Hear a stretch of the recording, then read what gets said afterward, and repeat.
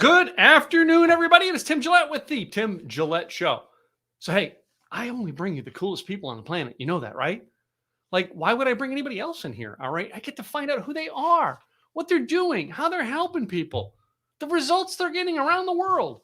As you've seen from my guests over the past couple of weeks, some of them aren't even in the same time zone as me or on the same continent as me. Anyway, these are the coolest people on the planet. And one of the reasons I love doing this is because I don't know today's guest. Cheris is her name. I know very little about her. I've looked at her website, but I'm pretty sure that she's a cool person because I did have a quick chat to make sure, you know what I mean, she wasn't flaky or anything like that. And I think as we go through the interview today, you're going to realize I'm the flakier of the two, but that's the way the show's supposed to be. All right. I'm supposed to be the flaky one, and they bring common sense to our show. Anyway, let's bring Cheri up here today and let's find out all about her. Hello. Hi there. So I'll bet you've never been introduced like that. Not professionally, probably. Wait. I was supposed to do a professional introduction? Oh, Wow. That's where I went wrong. I knew I was doing something wrong. So, Cheri, whereabouts in the world are you from? I am currently in West Virginia. Oh, I've been there. When I was a kid, yeah. Do you? What part of West Virginia are you in? I'm curious. I'm south of Morgantown, and Okay. if you think about the country, Morgantown is south of Pittsburgh. That's not over in the little panhandle thing in it, is it? No, No, not okay. in that part. No, okay. So I know Wheeling. All right, you've got to go across the river in Wheeling to get to Pennsylvania coming in from Ohio on 70, because I've done that a ton of times. Growing up, the church I went to, the guy who was in charge of the boys program, like the teen boys program, he grew up in West Virginia, and he took us to a campground down in, I couldn't even tell you that. It was where that section where those satellite dish things are, that there's a no, what do they call it? A no like cell zone or whatever. Yep, it's a dead zone. Yeah. So it's south of there. And I have not been to that location since 1984. My brothers were there and they stopped there. I was going to stop there a couple of years ago when I was riding motorcycle through, but I didn't. And as kids, one of the projects on that campground site was we built bridges, like walkway bridges over the marsh and stuff. And my father was in charge of the building project. And all of our, like, we went by and wrote our names on it and everything because we wrote it, we created it and everything. And it's just one of those unique things that, you know, it was a project that my dad went, I can do this. And I remember my dad getting down there in the mud and putting, anyway. Well, I was down there a couple of years ago, and it literally is dead. Like there isn't, oh, I'll get a signal here or I can send out a text. It was as if the rest of the world did not exist. No. Did you ever live down there or just visited down there? Just visited. Okay. Yeah. If you live down there, I think they have special, I don't remember, hardwired internet and things. But any sort of signal interferes with the satellite. So it felt different. Yeah. I toured that facility. I was 14 years old when I toured that facility the first time, going down there as a kid. And then there was there was a railroad down there that we used to go to too as kids called the Cass. I think it was the Cass Mountain Railroad. Yep. So you know the area. Yeah.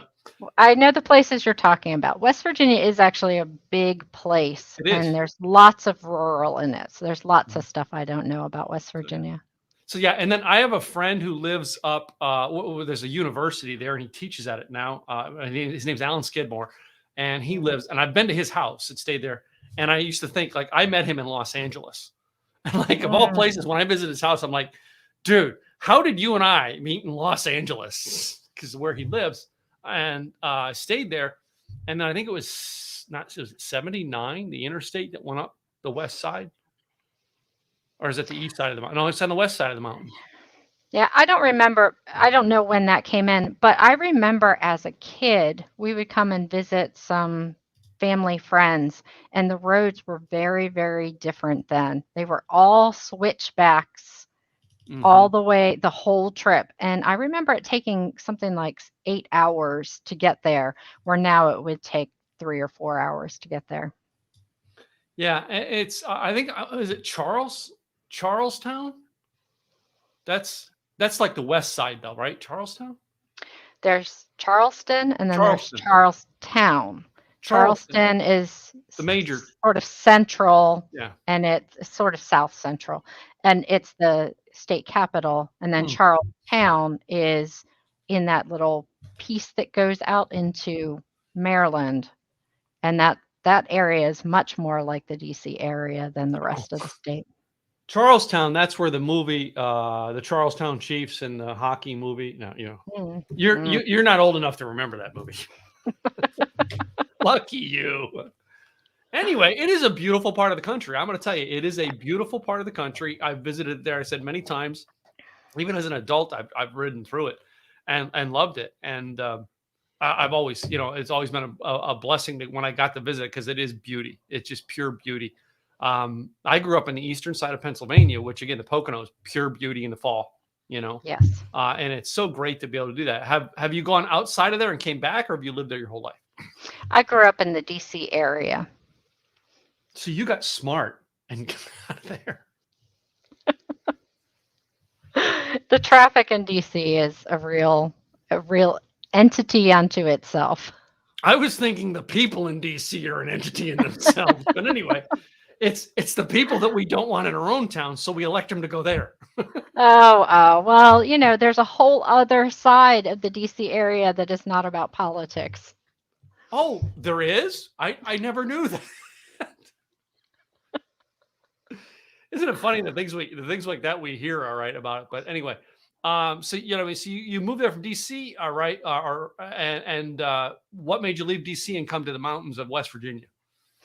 There were two things. I wanted to raise my kids with a little bit of space around them, and then my husband got a job there, so we could have moved to a bunch of different places in the country and ended up there because that's where the right job was. Yeah. But like, you know, did you have jobs and stuff outside of the home, or was this before you created your business, or have you always been an entrepreneur? Well, I've always been an entrepreneur, but I didn't always realize I was an entrepreneur. So I am a psychotherapist by training, and I had a small private practice in the DC area. And then we moved to West Virginia, and I opened a practice here. But I was in business for myself for almost 15 years before I said, oh, I'm an entrepreneur. I'm who they're talking about when they talk about small businesses. Yeah, it's like, oh my gosh. Oh, did you ever go, oh my gosh, I could have gotten that tax deduction because I am such and such of a business. Yeah. I don't know. I don't know that I said that, but I was like, I'm a woman entrepreneur. I'm actually important on some level. Oh, wait a minute. That's what, you know, what's her name? Michelle Obama. Oh, that's me she's talking about. I because I can't think of any of the other vice president or first ladies' names right now. So I'm just thinking Michelle Obama. But anyway, but that's what they're saying. That's who I am. Oh, it's interesting. And like, what made you though, when you were in business, what made you do it as your own business as opposed to just working for another company or a firm? Or mental health jobs are kind of rough, and they're the point where I was looking for something else to do. And I had a professor who let me come under his shingle as his psych associate. And I didn't realize that I was starting on this long journey that would have me opening 4 different businesses in different states and all these different things. I just thought I was taking a part-time job. Oh, wow. So like when you started out, was it part-time or was it really? Yeah. And you went from a part-time job, and as a part-time job, it was basically you were part-time, but you were an owner. Well, I was an independent contractor and eventually put a business structure around that. But I went in as kind of an independent contractor, part-time under his license, got licensed, needed my own umbrella for that business. So I opened my own business. But it was always something, even now, my my practice is about 25 to 30 hours a week. So, I it's like that always kind of schedule. I only have to work 20 hours a week. Sign me up for that one. well, it's great while I was raising kids. Yeah. So it just Well, worked I've out. always been, Cheri, I've always been the guy that I will work 80 or 90 hours a week to avoid getting a 40-hour a week job. Oh, Yeah. that works out well for you? I would rather. It's not about the money for me. It's always been about, I want to control my environment. And that was because as a child, I watched my father get laid off a lot. I watched companies control our life. And I'm like, no company's ever going to control me. Which meant for a lot of years, I lived, I watched my friends get new houses and my friends get nice cars, and I didn't have them. All right. But many of those times that when I had friends that way, I remember my daughter's very first field trip. I went on that field trip as a parent. That's something that, most parents couldn't do that had kids my age at the time because they had jobs. Yeah. Right. So. Right. Well, I realized at some point that I can no longer have a boss again. That those days are gone. I just would not be able to do that again. Well, let me ask you that, because when you get that way, all right, did that affect like your work ethic of how you work on things? Going, I'm never gonna have a boss again, so I have to work twice as hard now, or anything like that? No, I've always done a good job for myself. I've always been a hard worker who was dedicated and put in far more time and energy than was necessary. I've always impressed myself as an employee. Oh, excuse me. Sorry about that. Well, I always find it interesting that on boss day, I sit there and go, okay, was I a good boss this year or a bad boss? Now, I didn't say I'm a good boss because I have unrealistic expectations for my employee, and I think that there's always more things that we can be doing. But as an employee, I work really hard. Okay. Well, when did you start then the coaching business that you're in now? So the coaching is my latest pivot. The pandemic kind of, in the pandemic, I had to take a good look at what I was doing, how I was spending my time, and what I wanted for the future. And what I realized is that I'm ready to speak to a much broader audience. In psychotherapy, you can only work in the states that you were licensed, and it's very hard to work outside of that little bubble. What I realized is that I have been working with couples for 20 years, and that I want to bring that expertise to more than just the people who can show up in my office. Yeah. Well, I know during the pandemic, my mom works, in the accounting department of a counseling service in the Poconos of Pennsylvania. And they now, through the pandemic now, because of the license exchange, I think they have clients in Vermont, New York, Connecticut, and New Jersey and Pennsylvania. So it was before they only had New Jersey and Pennsylvania. So, yeah. And I don't know how they got, I understand there was licensing changes and stuff like that but to be able to do it on Zoom. So, did that Zoom thing, did you think like, oh, I can still work with it on Zoom, or was there loopholes, paperwork, and regulations to doing what you do on Zoom? I'm currently doing all of my therapy through not Zoom, something more secure than Zoom. But I'm currently doing all of my therapy through that also. So I'm now running 2 online businesses. Oh. So now that you have 2 businesses, you're super wealthy, right? Oh, well, the newest business needs to start carrying its own weight, shall we say. I did that too for a long time. I've got an investment company that basically every time I start a new business, the investment company owns it and pays the bills onto it until it can take care of its own. All right. But then I have to, because I'm a business person, I have to build the structure to then pay the investment company back. Right. And that's where I always come to the headaches, because like I make this company, it works on its own.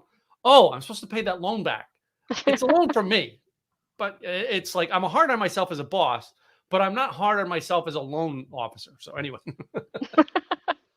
Yeah, there's a lot of these detail things that have to be worked out when you are an entrepreneur and you've got too many irons in the fire and you're like doing this and doing that and building this and that's running fine and this one's not, and it's a little silly.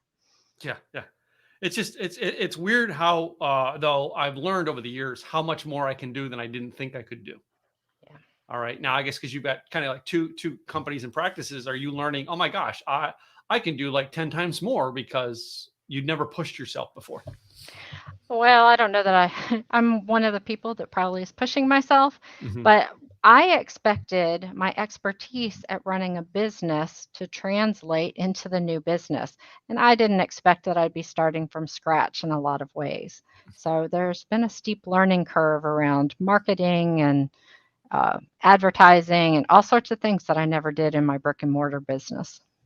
Oh, so yeah, like when I was looking at your website, all right, you've got the whole thing with, you got the pop up and you got the you build the list and give away the freebie and like, I mean, all those things that we do in our agency, but right, that I never had to do in my therapy practice. Yeah. So yeah, I have one of my clients. I mean, she was retired. What's the psychiatrist, psychologist, the one that doesn't give drugs.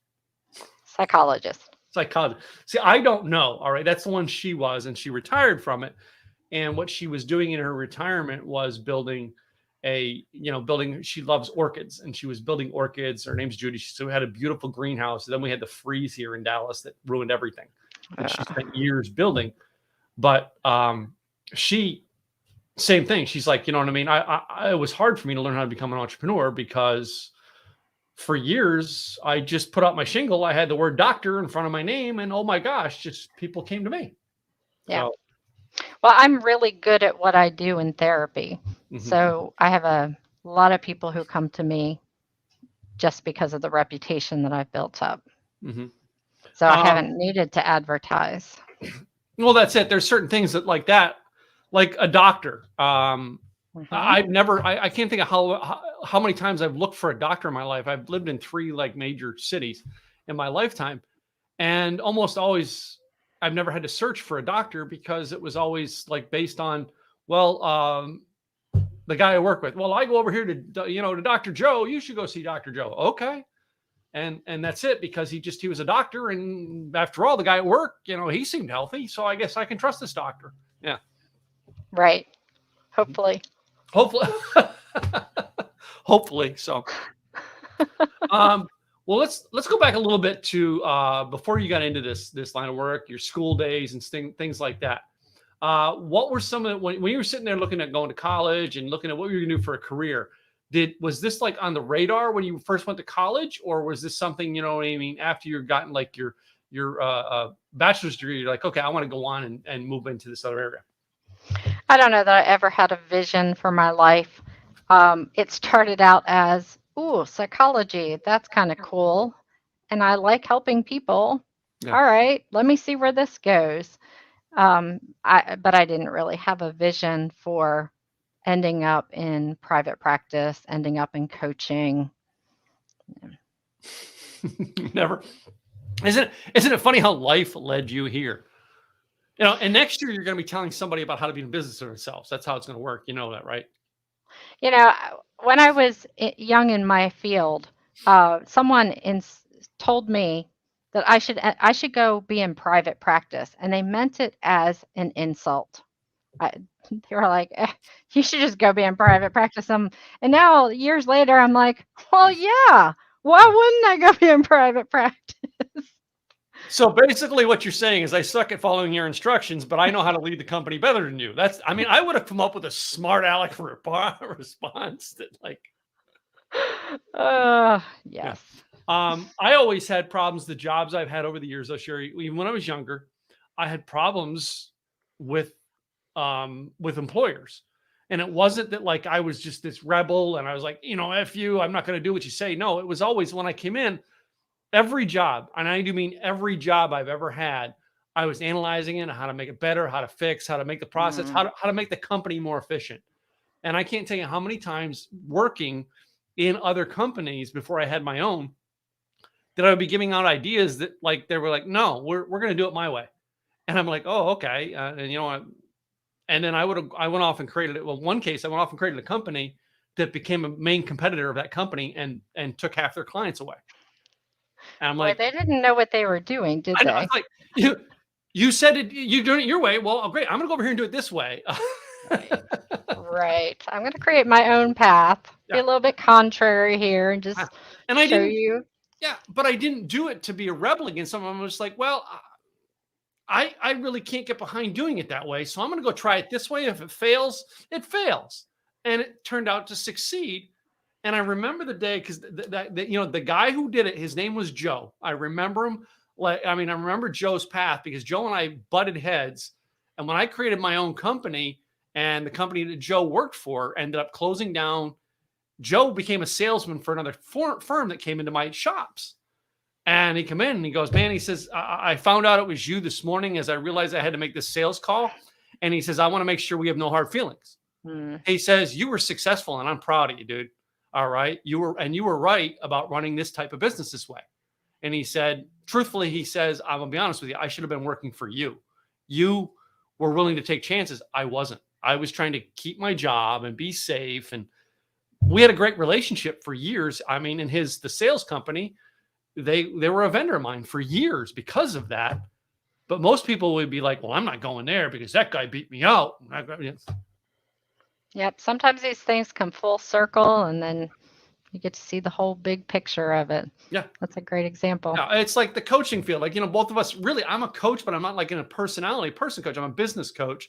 So like I interview other coaches. I interview other online marketing coaches like myself all the time. And I was like, well, why do you do that? They're like your competitor. I'm like, no, they're not. The person who comes to me for help is coming because they like me. And I sat in my coach's office on Wednesday. We were talking about that. How many people have come from his coaching program to mine? Because they started there, but the level they wanted to go to, it kind of stopped. There were certain things, the relationship didn't, it started to mesh, but the relationship picked up with me. And we just created a referral bonus for him referring me clients. He still makes money. He just goes, you know what? I've helped you this far. Let Tim help you to the next level. And most people won't do that in business and coaching. Now, I'm curious, in a psychology field you're in, that's probably not the way, or is it, that you would go with a client going, hey, I've got you this far. Let me take you over to this next guy to help you to take the next level. All right. So I built my first business on exactly this way. I've been trying to replicate that in my second business, but I'm really early in, so I haven't built that collaborative referral network and everybody working together. But as a therapist, I want the clients who are going to get the real transformative results with me. So I specialize in working with couples.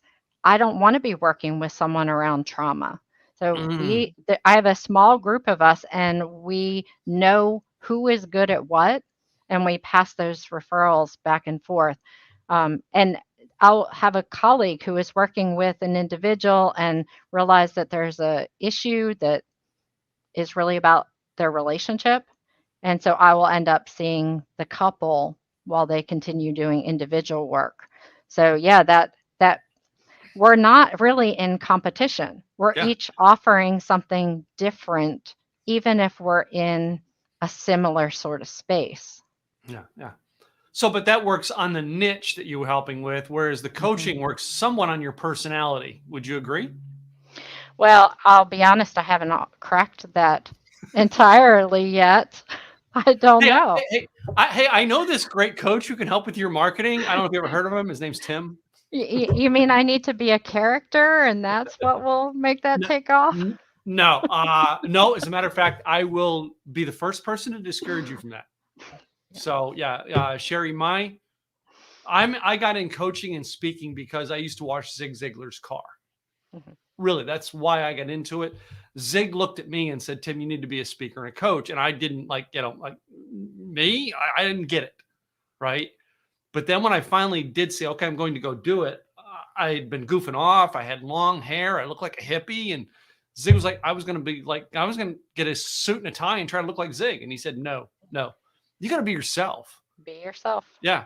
But my mistake was being myself was like, I was cool being the long haired guy, but after a while it became a gimmick. And I was known as pretty much everywhere I went in the last few years before I cut my hair. I'd be in an airport and someone would walk up and, and it says, you look like Tom Petty. And I actually bought the domain name, not tompetty.com. And it was a joke for a long time, but it was a gimmick. And I remember during the pandemic, just before the pandemic, I started talking with my business coach about it. And I said, man, I want to cut my hair and try it.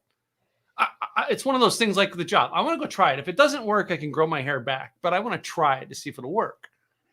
And that's where I learned, no, you just got to be you. Right. You know what I mean? You try to be a gimmick to sell what you're selling, they're going to see right through you as it's a gimmick. They're not going to see, I'm working with a gimmick. No, they want to work with Cheri. They don't want to work with gimmick Cheri. Yeah. Yep, I agree. Yeah. Just be yourself and put yourself out there the way you are. And the people who that speaks to, they're going to gravitate to you. So was there ever like my story there with the non-Tom Petty, was there ever a point in time in your life where you're like, okay, I got to be like, and you were trying to be like somebody else, whether it was in business or be the best mom at the mom's club or church or something like that? I'm sure it's really hard to weed out all of the comparison. Mm-hmm, mm-hmm. But I kind of see myself as operating in my own little corner over here. Mm-hmm. My own little corner of West Virginia, my own little corner of the internet. So I don't know that I've tried to be like anyone, although I definitely have people that I aspire to. Mm-hmm. Like Brene Brown. She's such a role model of mine. I would love to be able to walk in her footsteps, but I'm not Brene Brown. Yeah. I'm Cheri. So I'm never going to be on the same path that she's on. I'm never going to be the same as her. Yeah, it's interesting. So, like, do you know her personally, or are you just following her? I follow her, but I saw her speak at the National Cathedral a few years ago, and I got like a couple of feet away from her and I lost my nerve before I went up and just shook her hand. And that'll be one of my regrets. If I ever am in the same place with her again, she's probably going to think I'm a stalker who like runs up on her and is like, I can't miss this opportunity. Cause yeah. I don't know why I am not this way, but then again, I had Zig Ziglar as a friend and I had a car wash business. So I washed a lot of celebrities' cars in the Dallas area, but I've never been that way around the celebrity people. I had lunch on Wednesday with a well-known actor who lives here in Dallas. He's a friend of mine. And like everybody else, if they had lunch with him, would be tweeting and taking pictures. And I'm like, no, I'm just hanging out and having a great time. I didn't have to tweet. I just want to hang, right? One of the unique ones here in Dallas was my stepson. My youngest stepson is a big Dallas Mavericks fan. And the guy who was the general manager of the Mavericks was a guy named Donnie Nelson. Now, I've known Donnie going back 30 years. I knew Donnie when he was a nobody kid like me, right? Like, we go to a Dallas Mavericks, like an after party or something, and Donnie walks right up to me and gives me a big old hug. Hey, man, it's good to see you. And my stepson's just like you. He's sitting there going, because he idolizes this guy. And I remember I had to turn around and go, hey, Donnie, this is my stepson. Noah, you got to say, these, no, he's 6. Because he's in awe of him. I'm like, yeah, this is just Donnie. So Brene is from Texas. Have you met her? I have not. I know who she is, but I have not met her. Yeah. Okay. Yeah. Yeah, I know who she is, and I probably, if I bumped into her at a networking function, I'd probably talk to her for 20 minutes before I realized I was talking to her. Okay. I don't know why I'm that way, but that is how I have most of the friends I have, because I bumped into them at something. I had no clue who they were, and I just started talking to them. I think that list is short for me, but definitely Brene Brown is on that list. Wow. Yeah, and it's unique that we, I mean, we have those idols in life, and I remember like my business coach, when I looked up to him, and the time I got him on the phone the first time, I was like in awe that he said, "Call me," and gave me his phone number. Like, oh, okay, but I called him, and that began a relationship that's now 10 years. I mean, it's been 10 years we've been friends and connected. But like, if he didn't say call me, you know what I mean, wouldn't. But I'm glad that I didn't have that fear at that time, because one of the times it did happen was I wrote a blog post about something that the guy who founded Papa John's Pizza, his story impressed me of some sorts. So I wrote a blog post about it. And sure enough, like one day, I was talking to my web designer one day, and the phone rings. And I look at the phone and I'm like, I don't know anybody from Kentucky. Voicemail, right? Sure enough, it was him. Wow. He researched it, got my number, called me, and I had to call him back. Well, I called him back unprepared, and I was in that moment like you, stumbling through all my words. And anyway, it's funny we get there. Do your kids have idols like that they stumble and go, oh, I'd like to meet whoever it is? Oh, my children are children of their generation, so they don't talk on the phone, and they get tongue-tied when they're talking in person to people, and I don't know. We'll see how that all works out. Text tweeters and Instagrammers? Yeah, would much rather communicate through technology. So we'll see how that all turns out. There's a whole bunch of them. Mm-hmm. So so I assume that your education then, you've gotten master's and doctorate, or? I have a master's plus. Okay. Yeah, it's a little bit complicated because most other fields don't work that way. Okay. But I have a master's degree and then I'm licensed. Yeah. So like my father-in-law had a doctorate in chemistry, right? Mm-hmm. So, I mean, he was very well educated. My wife has a master's. In my family, my brother is the only person in my family that has a master's, and my brother is the only person in my family that's ever gone past an associate's.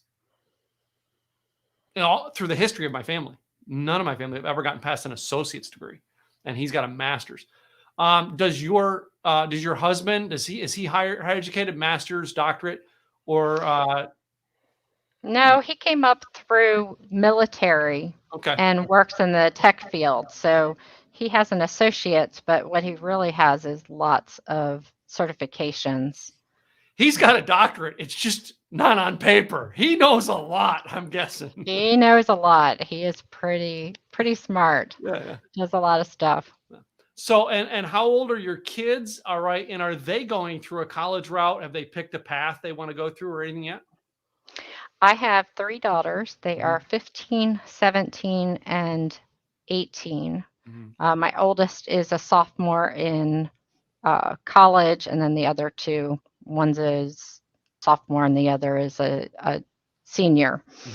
Mm-hmm. So I stumble over that question because they're homeschooled. Yeah. So it's sometimes hard for me to keep track of what grade they're in. They're more highly educated than my daughter. Trust me. My daughter got a public education. Trust me, your kids are a little more highly educated than mine. Yeah, it's hard to compare since they're not really on that same track. We've just done different things altogether. Yeah. No, I had a client who has 7 kids, and they homeschooled all of them because they did not. This is way before the pandemic. They were homeschooling their kids because they wanted to be in control of their education. And literally, I got to tell you, his oldest daughter was a photographer at one of my events, except for her, she doesn't have business skills. But she knows so many things, right? And it's like her, and he kept putting his daughter around me saying, teach her business skills.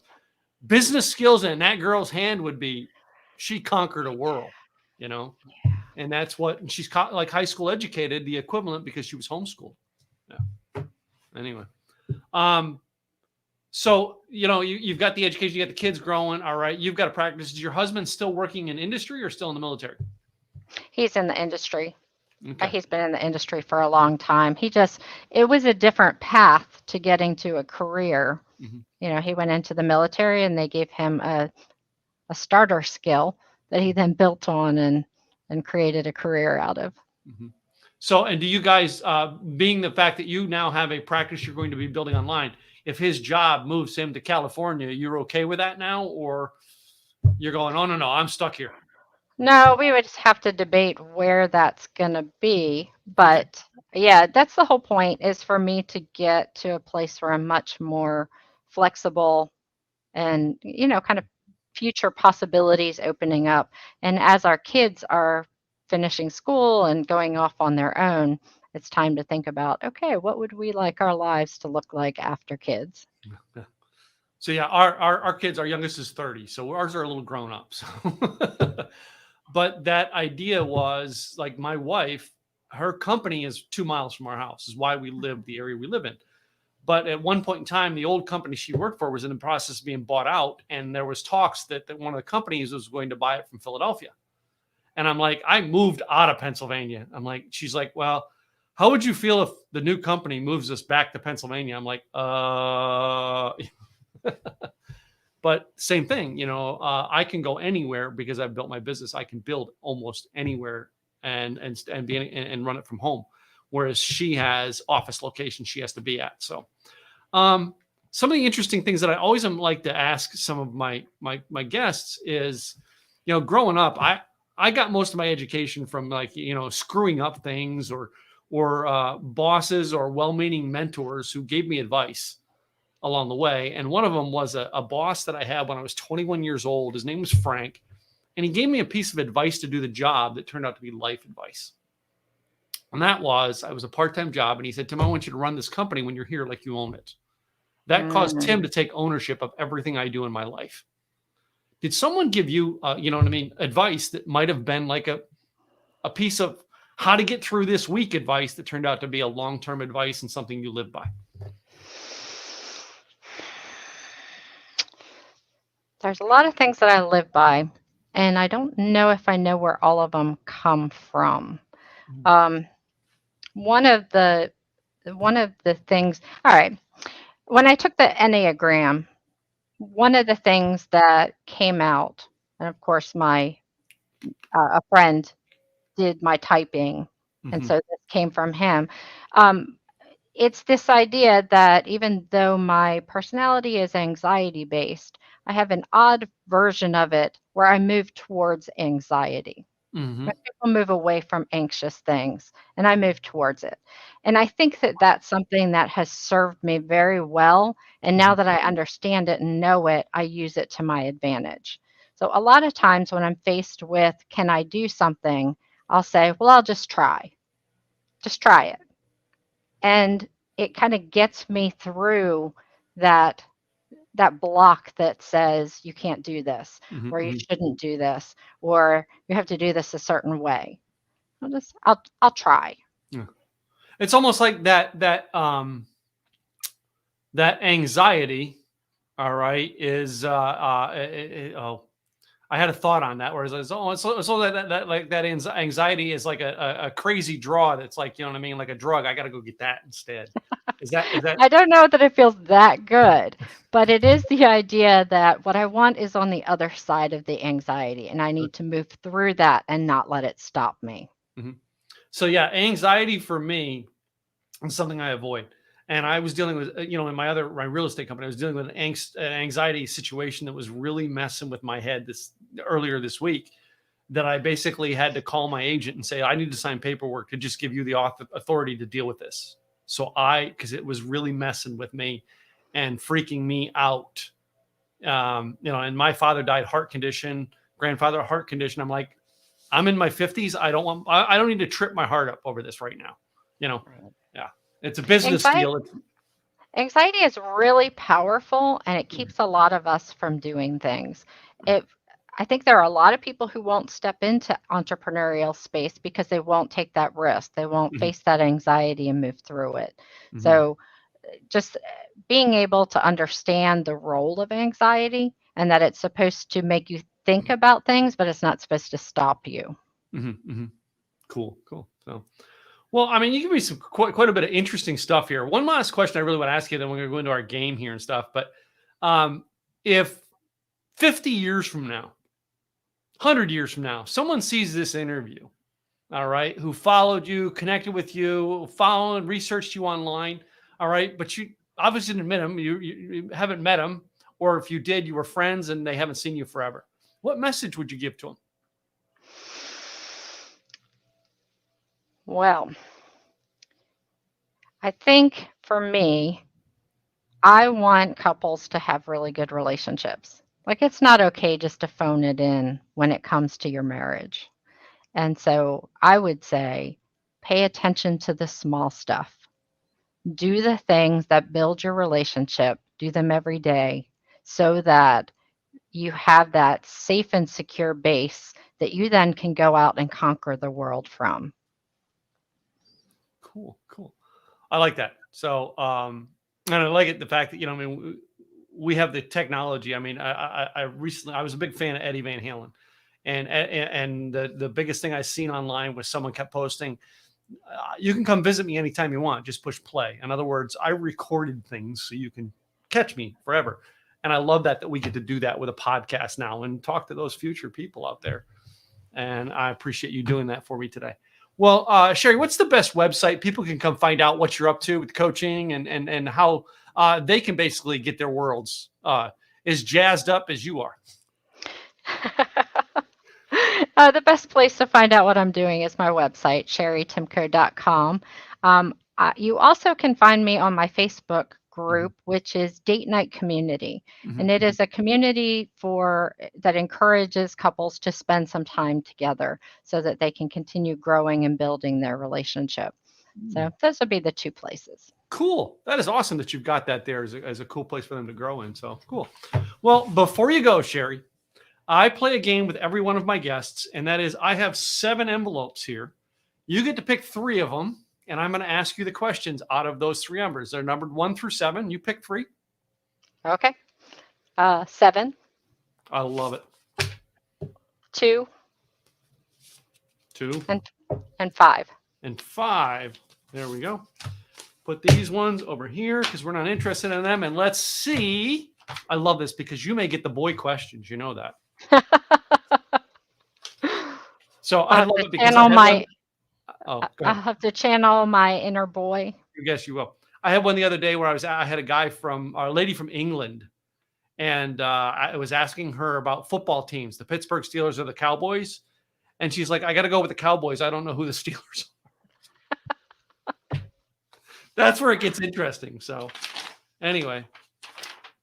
Oh, question number 1. In your car, when you are driving nowadays, do you listen to music or podcast? I listen to NPR, so neither.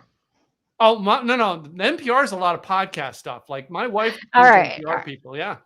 Okay, there's a lot of podcasts there. What is the one there? The lady who's very well known for interviewing on there. I can't think of her name. Terry Gross. Terry Gross. I love her. Yeah. When we go on a road trip, we listen to Terry Gross interviews.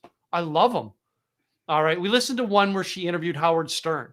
Now, I was not a Howard Stern fan growing up, but I've always been intrigued by his story. And that time she interviewed him, he revealed something about himself that I didn't know. And he talked about, well, when I went to, satellite radio, all of a sudden my audience, because the peak of interest was gone because I can say and do anything. I had to learn to interview people or my show was dead. And I'm like, whoa. Yeah, that's mind blowers. I love. She asks the best questions of any interviewer I've ever heard. All right. Terry Gross, if you hear this interview, I want to interview you on my show. Oh, that's like my dream is to be interviewed by Terry Gross. I want to create something and do something big enough that she would want me on her show. No, I want her on my show. I'm different. The show I wanted to be on for years was Jay Leno's show. That was it. It was the only show I ever wanted to be on was Jay Leno's show. Yeah. And, I was on radio shows when I was a kid because I worked as part of a promotions team when I was in Philadelphia. So question number 2, high heels or boots? Oh, boots. Boots. You do understand. Now, wait a minute. What about high-heeled boots?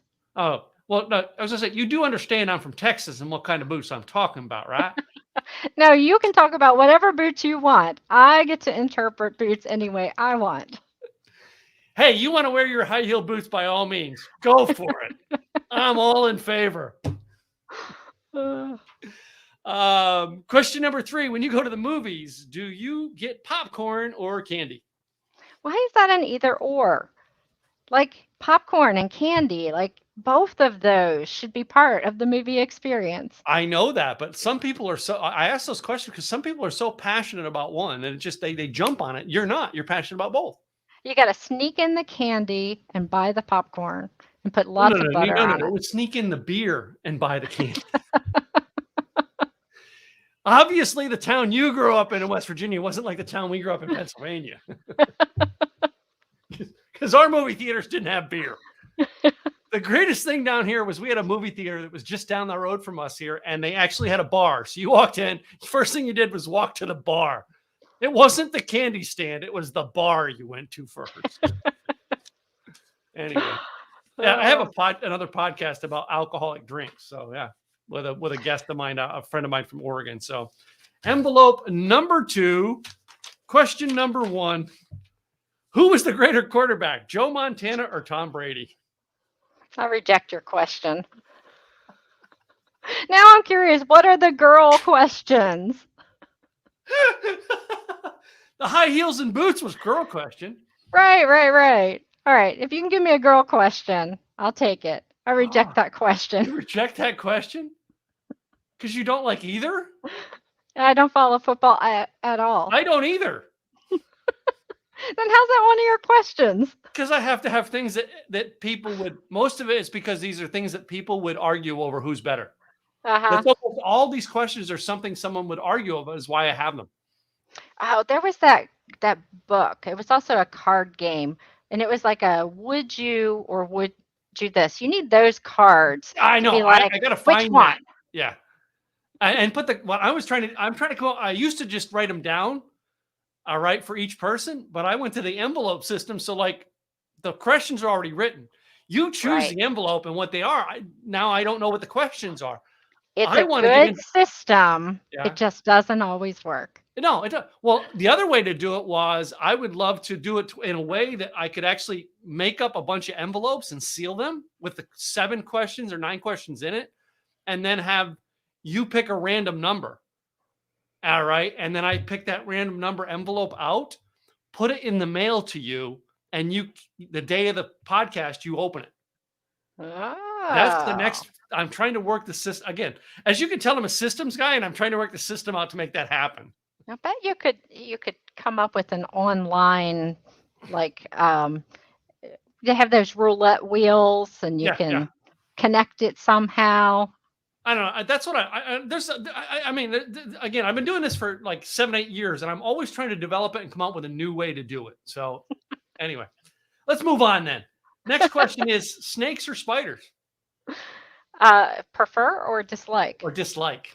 Oh, well, I really do not like spiders, and I try to not let them faze me, but there's something just very creepy crawly about spiders that I can get away from a spider. It's the snake that scares me. I don't know why.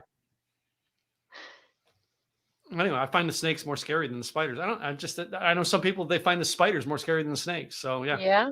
Yep. Question number 3 in here. How do you put your papers together, with a paper clip or a staple? Now, do you have anybody who says both, that they both staple it and paper clip it? That's you, right? That's you. No, I don't. I like to staple things. I like some more permanence to things than the wishy-washiness of a paper clip. I don't think I even have paper clips, but like I just ran out of staples this weekend. It's funny. All right. Last question, our last envelope, question number 5. Question number 1 is, who was the better lead singer of Van Halen, David Lee Roth or Sammy Hagar? You're dating yourself with that question. I know that, but no. This one here, all right, this one here, all except the last one are all like controversial. You're on one side or the other type question. Oh. That's why I have this set. So yeah. So you wrote the questions, or do you have an assistant? No, I wrote the questions. Yeah. You might bring an assistant in to round out some of your questions, get a little bit more breath there. Yeah, you didn't get the other envelopes. See, you chose these envelopes. You chose the ones. You don't know what the other ones are. The other ones are great. They could be. I guess they could be. We'll never know. They could be. They could be better. They could be worse. So, I mean, did you even have a preference in the Van Halen fight? No. No, you didn't care, did you? Yeah. No. I don't care. Yeah. Question number 2: Dunkin' Donuts or Starbucks? Oh, Dunkin' Donuts. See, that one there. People have an opinion. One or the other. They do not do both. It's truthfully. I had a friend from Florida. When I went to his town, he would go through the drive-thru at Starbucks to get me my drink, and then right across the street, we'd go through the drive-thru at Dunkin' Donuts to get his own. Oh, all right. Now, to be fair, I don't drink any coffee. So if you're saying Starbucks. How are you on my show and you don't drink coffee? You didn't use that as a screening question. That is, and one of my other things that is just a coffee or tea type, as choices. And I have one, it's like beer or wine or, Anyway. My last one, and I used to ask this one to everyone in the beginning, it was, which do you prefer, Star Wars or Star Trek? Oh, okay. Well, it's always been Star Wars, but that's because that was what I grew up with. Star Trek, I didn't have as much exposure to them until later. So one of the questions that's in there that I used to ask everyone too, and it's in one of the other envelopes, is which way does the toilet paper go at your house, over or under? Oh, over. That, there's no question about. Oh, no. That is a fighting question. That is a fighting question. See, I would keep that question. I wanted to do that, but I've got to find a way to put it in almost every envelope is the problem. So you need a set of 3 questions in each envelope, and that's your last question. That could be, yeah. See, if I didn't have you on here, I wouldn't figure out how to fix my game. So I don't know. I'm not sure we came up with the solution. We just came up with where the flaws are. And on next week's questionnaire, they will be called the Cheri Timken questionnaire. We're going to name this segment after you now. I could come up with really good questions for you. Really? I'm sure. Oh, wow.